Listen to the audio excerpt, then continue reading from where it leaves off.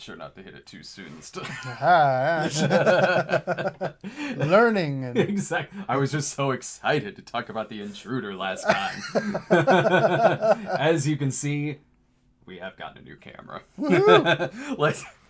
I'm paying attention to the chat here too, just to make sure everything is fine with it. Right. Otherwise, I do know how to switch to the other one. It took me a couple of it took me a couple of trips to the store to get the right one. The beauty thing is I now have a lot of store credit. That's good. It's always good to start with. It's okay. I see someone in there already who's saying like that they see us. Oh, good. Really, that's all that matters. Exactly. You don't really need to listen to what we're saying right here. So, No. I am Brad Jones. This is Ryan Mitchell-Lee, and this is a Patreon requested review. Meaning, it's public. It's not on. It's not available just on Patreon. This review is public. This review is public for everyone to see, but what that means is that if you subscribe to us over at patreon.com/thecinemasnob, then then the top tier, that there's plenty of things you could do on there. You take part in episode polls, see snob episodes in advance. You can get a personalized message that you want the Cinema Snob to say. Plus, the top tier on there gets to actually request a movie for us to review. And in the case of this, it is Shin Godzilla that we got coming up. So it's very special thanks to Jonathan Stelzer. I'm sorry it took so long to get to, but very special thanks to Jonathan Stelzer, who was a top tier subscriber on here and requested us watch Shin Godzilla, which only came out a couple years ago. Also, subscribe to our channel, which is youtube.com/Stone Gremlin Productions. You can also follow us on Twitter at The Cinema Snob, and facebook.com/The Cinema Snob. We're also on Instagram as well, The Cinema Snob. Plus, go to our channel as well, where we have the new Snob episode up, which is on the original 1989 Puppet Master movie. And I like title cards like this because he also sends me like a little solo thing right there, like with the Lego Snob, right? The Lego movie parody. So whenever I get something like this, it's like, ooh, I know what the new Facebook profile picture is going to be. What we got coming up tonight for the requested Patreon review is Shin Godzilla, which came out a couple of years ago, and I didn't see until we got the request for this. Mm-hmm. It did come to it didn't come to Springfield. It came to Champaign about 90 minutes away. I was in LA. I was living in LA in 2016, or 17, whenever it was it actually came out. So I vaguely remember hearing about it, and I remember there being quite a bit of buzz about it. I mean, obviously there's a lot of buzz. It's the first Japanese produced Godzilla movie since 1985, I think it was. Is that right? What about Final Wars? The information I had read said that it was. I don't know. Maybe I tried to do my research to say that this was right. I mean, I didn't do any research. Anyway, it was a big deal. Also it's a reboot, and so it had some fanfare to it, and also going back to some of the visual effects styles of the original ones as well. So I remember hearing about those sort of things, but I never actually got a chance to see it until now. Well, this is a reboot, and I don't think it was playing in Champaign for very long, because I remember trying to get a chance to go see it. Like, its U.S. title is Godzilla Resurgence, which no one called it that. Like, it wasn't even advertised here as that. It was still called, like, Shin Godzilla, even when they were showing it at the theater here. Okay. I was reading though where it was like, so it wouldn't get confused or something like that with Independence Day Resurgence. Probably, yeah, probably. Everyone's correcting me. Final Wars was correct. Okay. Thank you. Final Wars I did see. I got bad information. That's all I can say. We're going to jump into the review instead of showing a clip, because I've heard, I don't know how true this is really, or even if it's still the case, but I've heard sometimes Toho can be a little hard to work with clips, which might be interesting if Godzilla King of the Monsters ever gets picked on the Patreon poll. Right. And this is a movie that it's a reboot. Mm-hmm. It's a reboot of the whole series. So it goes back to showing Godzilla attacking Japan for the first time, and there is a lot of things in there that are nods if you've been following the series this long. There's a lot of things in the soundtrack that are reworked from other pieces of the soundtrack from previous movies. There's even a lot of actors who have cameos in it, or small parts at least, that have been in some way, shape, or form from the rest of the movie. And because of that, because this is a Godzilla movie where it's one where he's the villain, he shows up to attack, they got to figure out some way to, defeat Godzilla from attacking all these cities, especially before he gets to Tokyo. And because of that, he is redesigned to be a scarier looking Godzilla. Right. And he is. He's designed to be a bit more intense looking than in maybe some of the lighter ones, maybe some of the previous ones, maybe some where he was more so the protagonist of a certain movie. Right, yeah. I mean, that happens a lot. I mean, that's even like the big budget Hollywood Godzilla movies coming out. He's the hero of the thing, So you're right. Getting to go back to where it is the dangerous monster that's destroying the city. Yeah. And they're trying to figure out a way to stop it was interesting. Yeah. Yeah, so, and I believe they used a lot of motion capturing for it as well. And there are there's really good pieces of cinematography in the movie as well. Yeah, there's a lot of really big epic shots of him being in the middle of a city or in a scene like this where it is they do well with some of these shots where you have this big menacing figure in the background, people in the foreground running away, even cool big shots with a smoldering city behind him. Yeah. There's a really good part where they're using trains as bombs. Oh, sure, yeah. And they have them all speed, full thrust to all crash into them at the same time. And even things that I correct me if I'm wrong, but I personally haven't seen him do in the past, where there's a lot of lasers that shoot out of the back of him. Right, you're right. There were some new interesting things that they did with Godzilla that I had not seen before. Now, I am not an expert on Godzilla movies. I've seen them before, but I'm not nearly an expert. I enjoy them. Who doesn't love a big monster flick, right? I mean, it's really fun stuff. But there was some interesting new things that they kind of added to the lore of Godzilla, which was pretty interesting. And then to cinematography, there's also, you mentioned trains, there's a couple of shots where it's like it's like on a train or something moving through the city looking up at the giant figure, and it was done really well. I like the shots of these lasers cutting through whole buildings, Godzilla the jumping destruction through a building, cutting buildings in half, or when they're fighting him, they bring buildings down on top of them. Like some of the action stuff was really cool. And obviously the Japanese Defense Force, they got on the bases and they got the tanks and the helicopters and stuff, they got some pretty cool stuff. It's like, I know, watching that, it's like, well, guys, you are going to succeed at maybe giving Godzilla a mild headache. Right. If a building falls on him, he'll probably be fine. He's mostly just going to be pissed. It's a good way to just make a Godzilla angry. All the bullets bouncing off of him as well. Just all his face. So there was stuff in the movie that was certainly grabbing me with some of the shots, some of the newer things Godzilla was doing, even taking him back to being a villain and his design that went along with that. But everything that I liked about this movie could maybe be showed in a 5-minute video. Because I didn't like this movie. No, I'm sorry.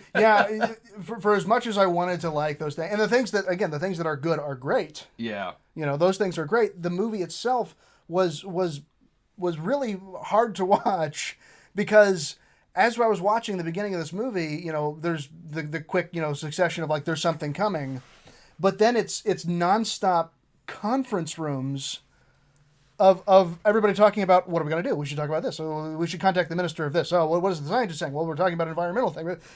It's just nonstop discussion and I see and bureaucracy. I see what the movie's doing because, it certainly is taking it back to the first Godzilla movie from 1954. And so we're seeing how this government would handle this situation, the steps that it's going through in order to come up with different ideas, bounce back ideas and theories about how to defeat this monster that's attacking the city. And not a single shred of it is interesting in any way, shape, or form. It's really not. And I've worked on movies for Sci-Fi Channel, and a thing that was a directive from Sci-Fi Channel was no conference rooms, no control rooms. Yeah. Because those aren't characters doing anything. They're talking about stuff. And yes, and objectively, right, if this were a real thing, objectively hearing intelligent people discuss options that's probably what they'd actually do. It wouldn't be some, rough and tumble young scientist who's going to go take charge. It'd be a lot of intelligent people sitting around looking at charts and data and figuring it out. Like, that's real, but that's not fun to watch. There's several things that did it better. The first one did, which was a very moody film. It was very moody, and it was engaging, and it was creepy, and it had some very, very scary moments. You could certainly see the scale of it, and you really felt the threat and the metaphors that they were using in the movie. Sure. Whereas this film, it is in one ear and out the other. It is once every 10 scenes, maybe something interesting will happen, and it's something to do with the monster footage. Other than that, it's all these characters that could be completely interchangeable with each other, devoid of really any personality, except for the one guy who kind of freaks out in some scenes. Maybe a few times there's one particular minister who you sort of follow, other than the prime minister who just gets killed by one of the laser. And then there's a couple of characters you could latch onto.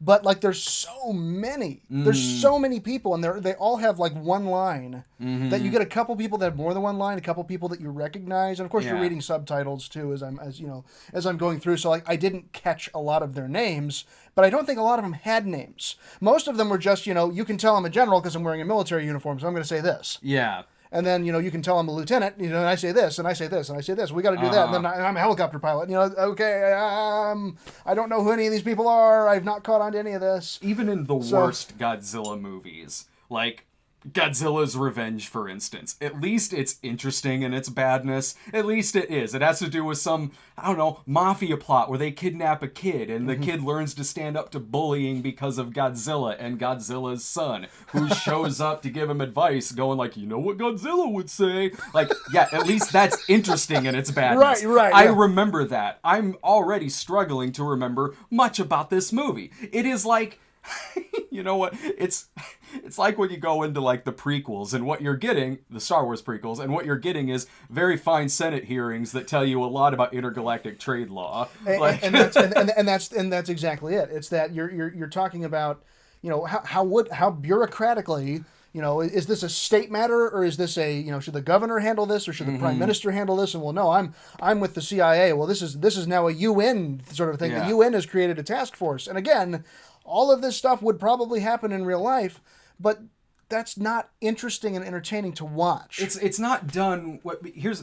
I see how this could be done better, because the same day I watched this, I watched something that did it better. There's a new a miniseries on HBO right now on Chernobyl, which has to do with this. Obviously Godzilla didn't attack the plant, but it has to do with this huge fallout, of course, involving a core explosion, radiation poisoning, a nuclear fallout, and all those things like that. That also has to do with how this government is responding to this situation and how they're really mucking it up because of it, because of, again, different bureaucracies that are particularly going on in this instance, and how it is kind of making things worse. You're seeing how this group and how this government is reacting to what's going on in Chernobyl, and that did it so much better than this movie. It was far more engaging. But arguably, that was a real event. But even if it wasn't, but it is though. I mean, the thing is, that's an extremely famous real event. Yeah, it is.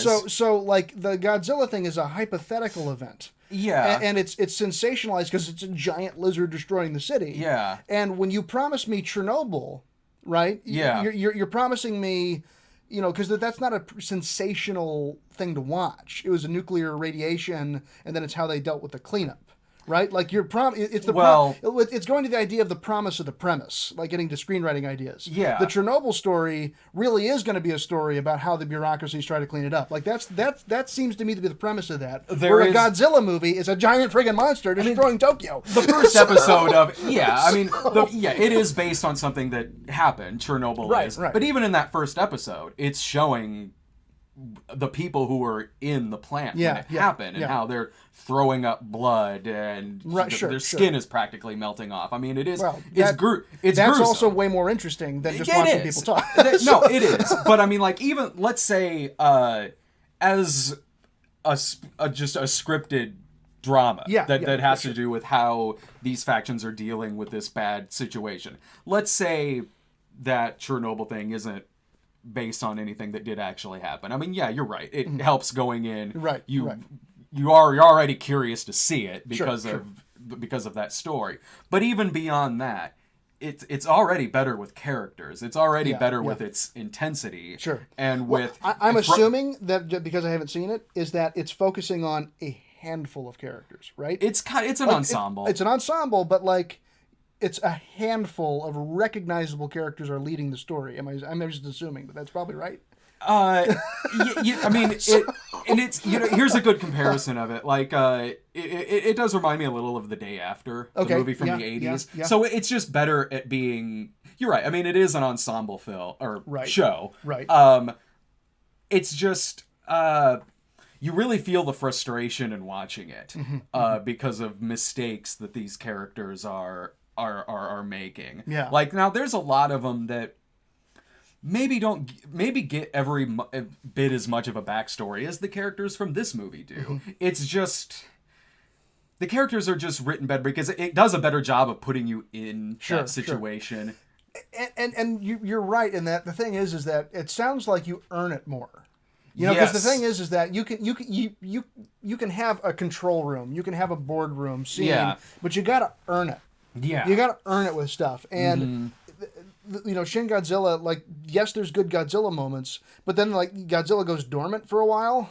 Yeah, and then they're like, okay, so we've got a few days that Godzilla's dormant. Let's talk about it for a while. And and that's another thing that other Godzilla movies did. But just to go back one more time to Chernobyl, you're right, that is a thing that did better because it would be showing people in a room talking. Sure. But it would do a good job of cutting, and the stuff in the room was interesting to hear too. But it would do a good job of cutting to some other things as well, like the people that are just kind of melting basically, and then like stuck in this plant. But even there's plenty of other Godzilla movies where Godzilla maybe wouldn't show up until the last act of the movie or be gone for a while. But the best ones of those, there were still interesting things happening. Like maybe it would, maybe it's like, well, Godzilla's not showing up for a while, but hey, we got Jet Jaguar in this movie. He's got a memorable theme song. Yeah. Like there would at least be a few other things that would maybe kind of carry it in the best examples.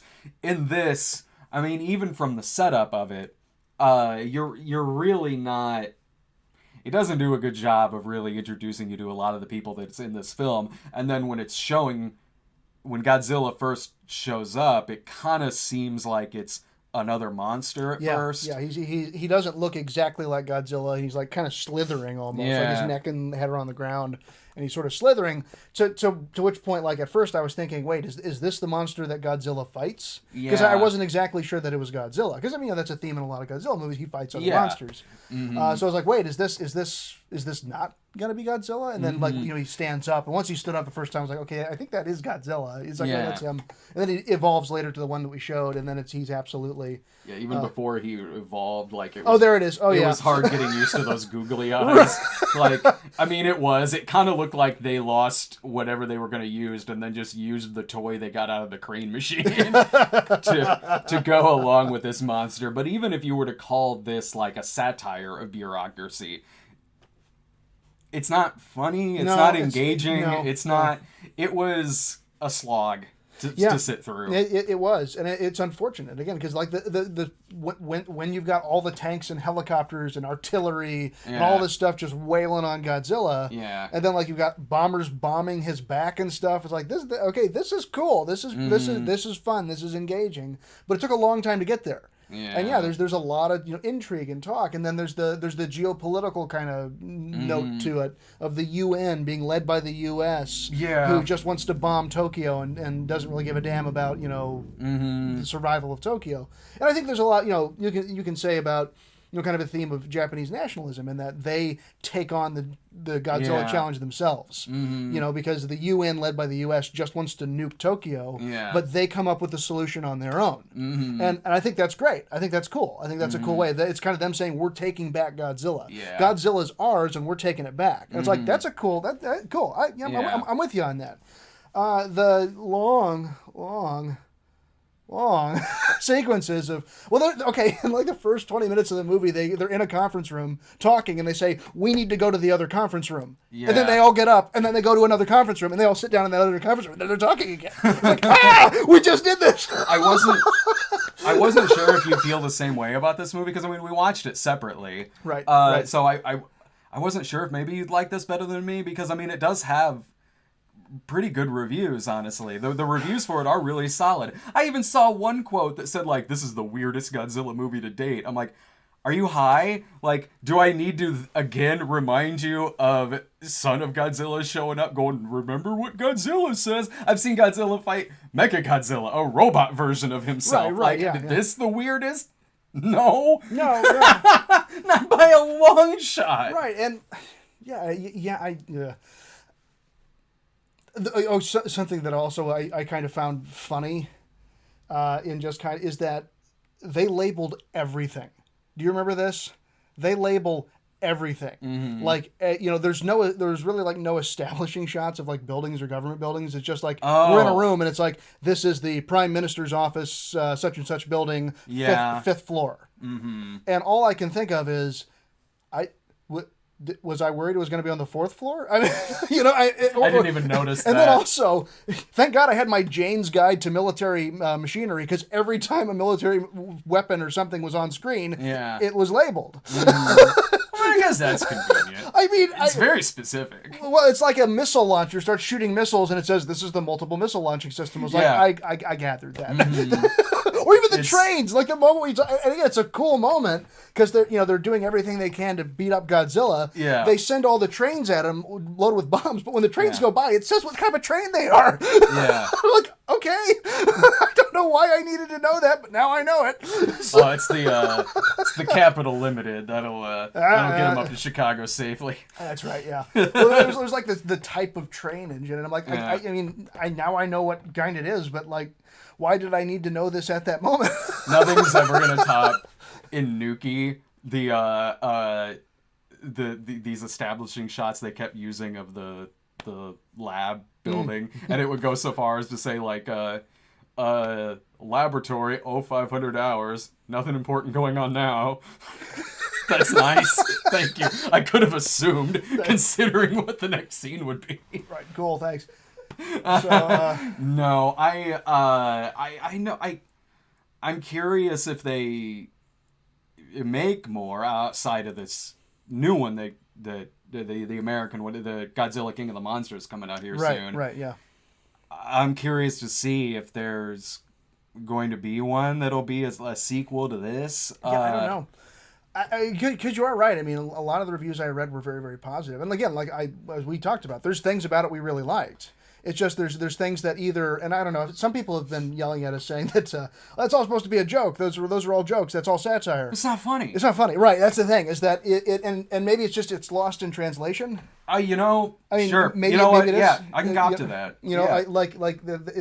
Maybe to a Japanese audience, that's hilarious. And if it is, then cool. I mean, if that was the point, then maybe that's why they liked it. But yeah, I did.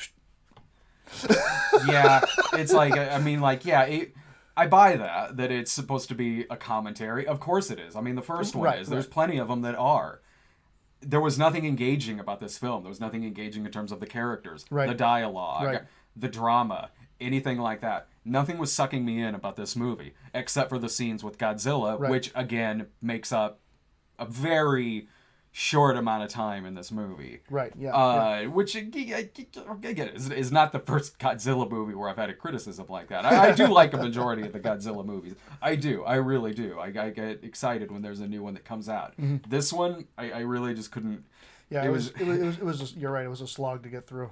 But, if you like it for the reasons that a lot of people seem to, which is, they like all of this conference room talk going on in the movie because they find it satirical or that it's this commentary on what would happen in a situation like that. Mm-hmm. Sure, I get it. Just I never laughed, really. I never laughed. I was never glued in on anything. Mm-hmm. It didn't work on me. I didn't enjoy this movie. Yeah, I agree. Yep, I agree. I mean, any other thoughts about this movie, really? No, not really. No, it's just, yeah. Mm-hmm. It comes down to just like storytelling. Is like it almost felt like it was meant to be like a documentary. Uh-huh. Like, and again, I could be totally missing the joke, but it felt to me like this is how a bureaucratic nation, where you have a prime minister who's beheld to the people and trying to protect the people, but also you've got the military and you've got all these other agencies and things and geopolitical pressures. How do they handle a crisis? Yeah. Okay, so that's kind of like a documentary, but it's the idea that the best movies, the best stories are about people, Mm-hmm. specifically a person, Mm-hmm. and you can have a big ensemble cast, but it should really be about one person, Yeah. one person's journey, one person's struggle, and yes, it can be going on during an attack like this. And you can still see the prime minister talking. You can see the generals planning. You can see the scientists talking. Mm-hmm. But it's about that one person. Because then you connect to that one person, Yeah. and you're with their journey as they're going through this sort of thing. And that's what this movie just didn't have. I didn't connect to anybody in a way that was meaningful enough to be like, I want to see what they do next. And sometimes even mood can elevate that. Because I've seen movies before where their priority isn't really in the character department. Like I saw a movie recently called Captive State, which wasn't that great of a movie, but it was one that was about this alien invasion and was kind of a like espionage thriller. But that movie at least kind of had a lot of mood that carried a lot of scenes and a soundtrack that was really working. I mean, it used lighting and cinematography to its advantage in a lot of these scenes. And I've seen plenty of other, like I've seen Paul Greengrass do that a lot. This didn't really even have that. Even in these dialogue scenes, it was filmed. Sure, right, yeah. I'll give it that. Like, it was shot. Yeah. One thing I did want to talk about, speaking of sequels, is the tail womb. Remember that? Yeah. Okay, the very last shot of the movie. Yeah, I remember that, but it pans up or it tilts up to his tail, and then it starts looking like, at first I thought, oh my god, are those people? But no, they're like tiny little Godzilla creatures that are all swarming around its tail. Okay, I thought they were people. I thought they were people too, but no, they've got like spikes on their back and they've got like elongated heads and stuff. So they're like, it had, because there's that one shot at one point where the tail kind of cracks open. Yeah. And then the very last shot is of the tail, and there's like all those little like things on its tail. See, you know what would have made that really good? Is if it cut to black and the Puff Daddy song started playing from 98 Godzilla. I wasn't sure what it was. At first I thought it was like people in there, and that's what I thought too. It was like, did it eat a bunch of people and that's like I'm stuck on its tail or something? Yeah, but I didn't give it that much thought, only because I was like, well, I've been kind of drifting in and out of this movie. Yeah. Maybe it was mentioned and it just kind of went in one ear and out the other, so I didn't. Yeah, it was never mentioned. It was just they showed it, and then I think that's it's supposed to be this is the Godzilla, the big one's frozen, but now there's going to be thousands of little ones that are swarming the city or something. So that movie sounds interesting. Yeah, it could I'll be. watch that. It's a lot more conference room talk. How do we handle this situation at Madison Square Garden? All right, should we go ahead and get to some super chats? Absolutely. I hope they're all yelling at us. Right.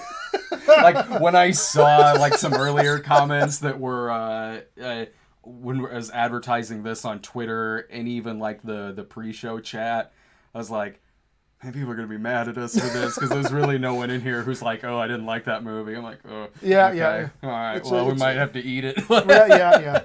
I'm gonna be honest. I'm not gonna lie and pander. It's there's stuff that I really liked, and then. So, thank you very much, Juan Martinez, for your donation.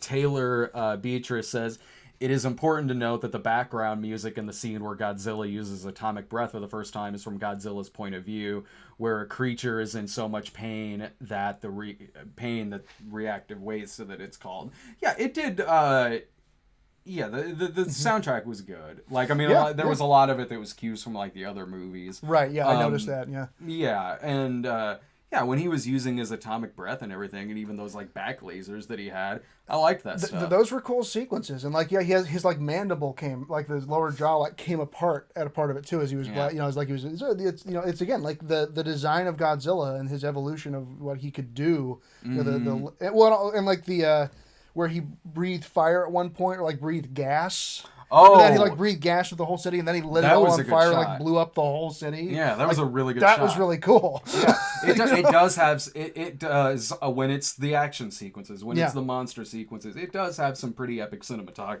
Absolutely, in it. Absolutely, yeah. Andrew and Brad, thank you for the awesome DVDs. You the man.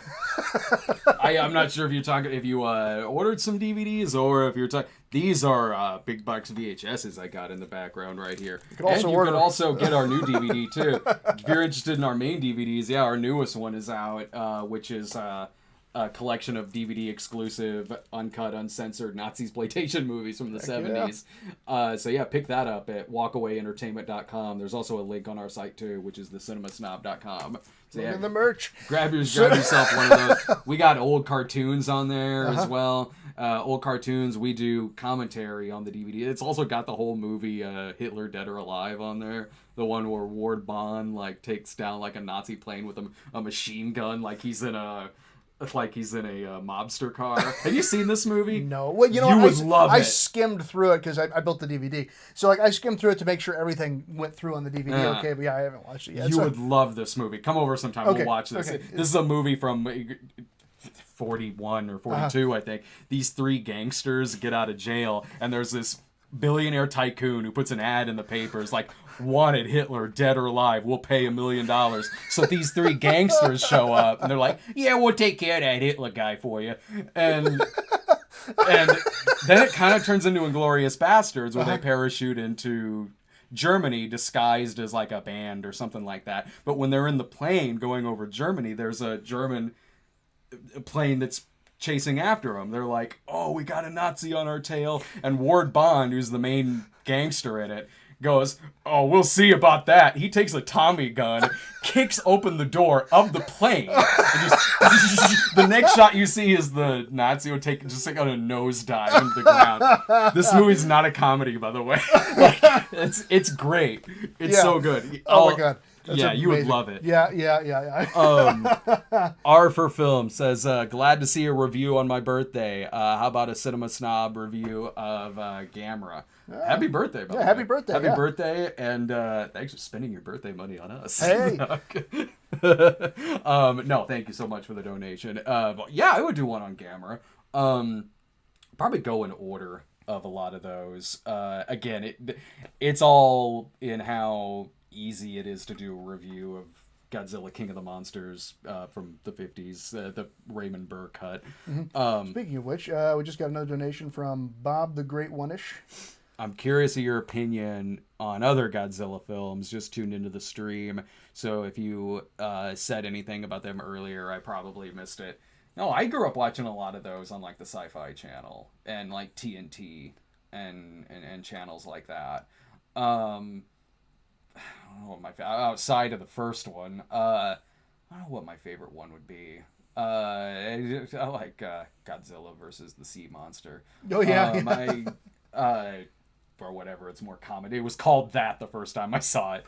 Godzilla versus King Kong was one that was always on when I was a kid. So that was one that I saw a lot. So that one's got a place in my heart.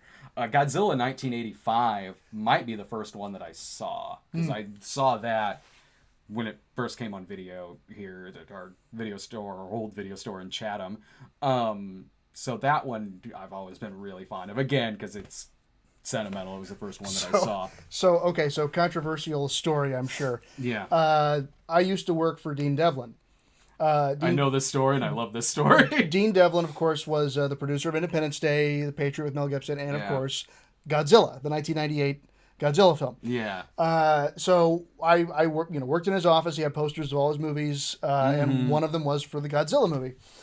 And so I had an intern who worked for me. And so we were just chewing the fat one day, and we were talking about movies and stuff, and the Godzilla poster, and she said, I didn't think that movie was that bad. I was like, really? What do you mean? So we kind of had we're having a conversation about it, about, the good points of it. Yeah. Like if you get rid of the fact that it's Godzilla and just a monster movie, it's an okay monster movie. Yeah. There's some things about it that are kind of fun. So we just kind of had this conversation. So Dean walks by. He goes, what are you guys talking about? And she looks up and she goes, oh, we're just talking about how we really like the Godzilla movie. And he just goes, I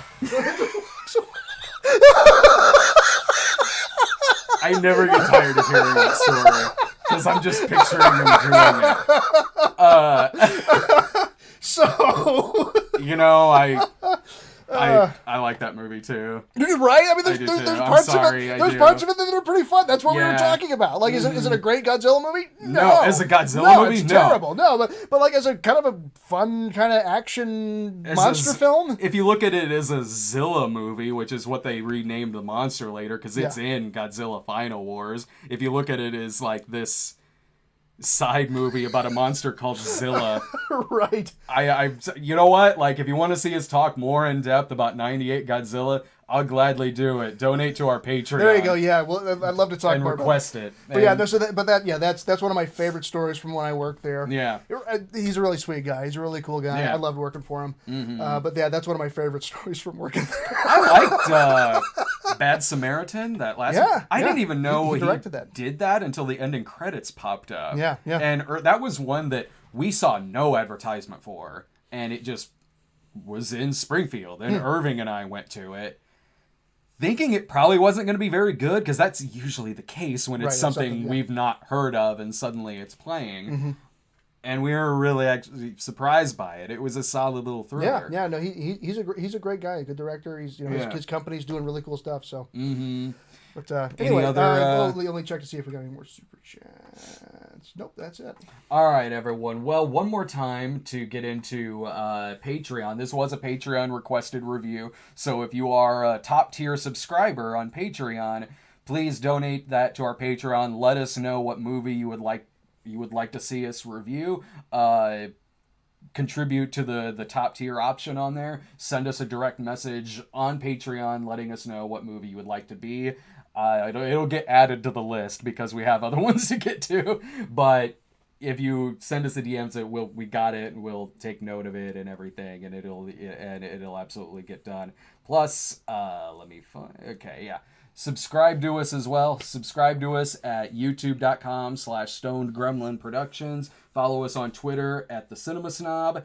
And we have 4 movies coming up on the show on Friday, which will be Detective Pikachu, Palms, The Hustle, and Tolkien. So that'll be the movies that are coming up this Friday. So share our videos, give us a watch, contribute to Patreon, subscribe to us, and thanks a million for watching. Thanks so much.